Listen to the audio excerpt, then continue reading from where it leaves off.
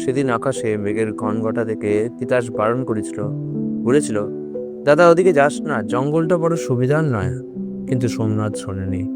ভূতাত্ত্বিক জরিপের নেশা তাকে বরাবরই টেনে নিয়ে যায় জনমানবহীন প্রান্তরে। ময়ূরভঞ্জের সেই প্রাচীন নীলকুঠির ধ্বংসাবশেষ তখন বিকেলের মরা আলোয় এক অপার্থিব রূপ ধারণ করেছে। ঝোপঝাড় আর লতা পাতায় ঢাকা সেই অট্টালিকা যেন কোনো এক অভিশপ্ত অতীতের সাক্ষ্য বয়ে বেড়াচ্ছে। সোমনাথ যখন কুটির ভেতরে পা রাখলো, ঠিক তখনই আকাশ ভেঙে বৃষ্টি নামলো। বজ্রপাতের শব্দে মনে হলো যেন কোনো অতিকায় দানব গর্জন করে উঠল। পাথর আর চুন সুরকির পুরনো গন্ধে ভারী হয়েছিল ভেতরের বাতাস। সোমনাথ পকেট থেকে টর্চটা বের করতে যাবে, ঠিক তখনই পায়ের নিচে জরাজীর্ণ মেঝেটা আর্তনাদ করে উঠল। চোখের পলকে সবকিছু ওলটপালট হয়ে গেল। পায়ের তলা থেকে মাটি সরে গেল, আর সোমনাথ তলিয়ে গেল এক অতল গহরে।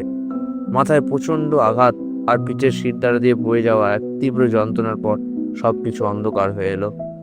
কতক্ষণ অচেতন ছিল সোমনাথ জানে না।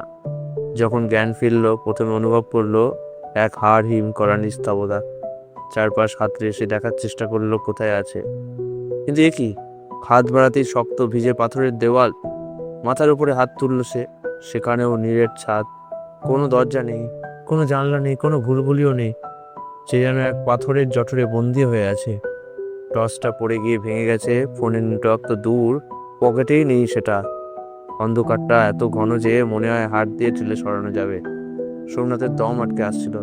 সে বারবার চিৎকার করতে লাগলো, কেউ আছো, বাঁচাও, আমাকে এখান থেকে বের করো। কিন্তু তার নিজের কণ্ঠস্বর দেওয়ালে ধাক্কা খেয়ে কর্কশ প্রতিধ্বনি হয়ে ফিরে আসতে লাগলো। কিছুক্ষণ পর তার মনে হলো এভাবে চিৎকার করলে অক্সিজেন ফুরিয়ে যাবে। সে দেওয়ালে হেলান দিয়ে বসলো। ঘামছে, ভ্যাপসা গন্ধে তার বমি আসছে। এক ফোঁটাও জল নেই ঘরে। পেটটা খিদের জ্বালায় মোচড় দিয়ে উঠছে। তার মনে পড়লো তিতাসের মুখটা। আজ রাতে সে বাড়ি না ফিরলে মেয়েটা পাগল হয়ে যাবে। কিন্তু এই জনশূন্য অরণ্যের নিচে এই পাথরের কবরে কে তাকে খুঁজতে আসবে? দিন রাত বোঝার উপায় নেই। সোমনাথের মনে হতে লাগলো সময় যেন একটা স্থির বিন্দুতে এসে আটকে গেছে। তৃষ্ণায় তার গলা শুকিয়ে কাঠ, জিভ নাড়াতে পারছে না। অবশ মস্তিষ্কে নানা আজে বাজে চিন্তা ঘুরতে লাগলো।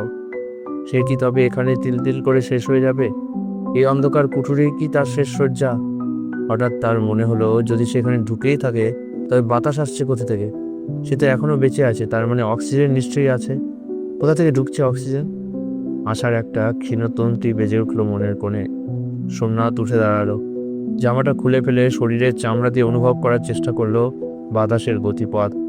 দেওয়ালে হাত বুলোতে বুলোতে সে এক কোণে এসে থামলো। সেখানে এক চিলতে শীতলতা। সে তার কানের আংটিটা, যা সে সৌভাগ্যের প্রতীক হিসাবে পড়ে থাকে, খুলে নিয়ে পাথরের খাঁজে আঘাত করতে লাগলো।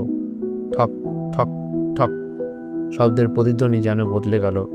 এখানকার পাথরগুলো যেন আলগা, যেন ওপাশে কোনো শূন্যস্থান আছে। সে তার কোমরের বেল্টের ভারী ব্লকটা দিয়ে পাগলের মতো পাথর খুঁড়তে শুরু করলো। প্রতিটি আঘাতে তার আঙুলের ডগা পেটে রক্ত বেরোচ্ছে, হাতের তালুর ছাল উঠে যাচ্ছে। কিন্তু সোমনাথ তবু ছাড়ল না। সে জানে এই লড়াইটা জীবনের শেষ লড়াই। খুঁড়তে খুঁড়তে সে হঠাৎ শুনতে পেল ঝির ঝির ঝির ঝির এক অবিরাম সুর। আরে এ তো জলের শব্দ। ওপাশে নিশ্চয়ই মাটির তলার কোনো নালা বা পাহাড়ের চূড়া স্রোত বয়ে যাচ্ছে।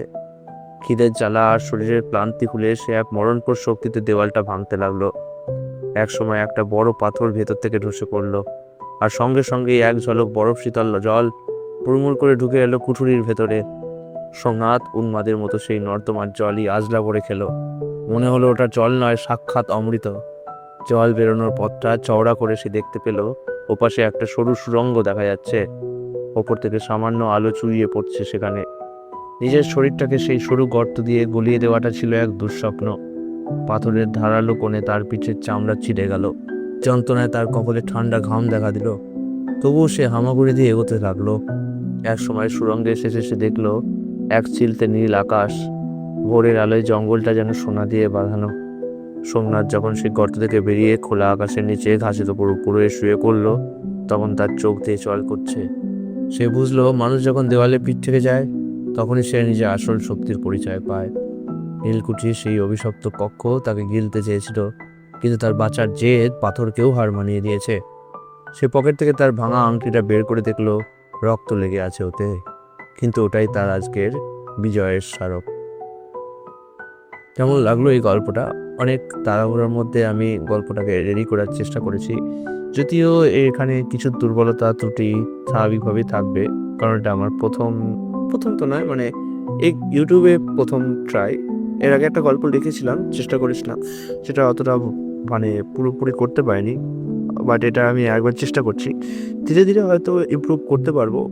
আমি রেডিও মির্চি বা মীর আসফ আলীর মতো যে আবহ সঙ্গীত, যেখানে তারা আলাদা, আলাদা কথা, আলাদা, আলাদা গল্প, আলাদা, আলাদা কণ্ঠস্বর ব্যবহার করে। তাদের খুব সুন্দর আবহ সঙ্গীত থাকে, যেমন দরজা খুলছে, তখন ক্যাচ করে একটা শব্দ থাকে। অত কিছু হয়তো এখনই দিতে পারছি না। তবে ধীরে, ধীরে আরো ইমপ্রুভ করার চেষ্টা করব। যদি আপনারা পাশে থাকেন, একটু সাহায্য করেন।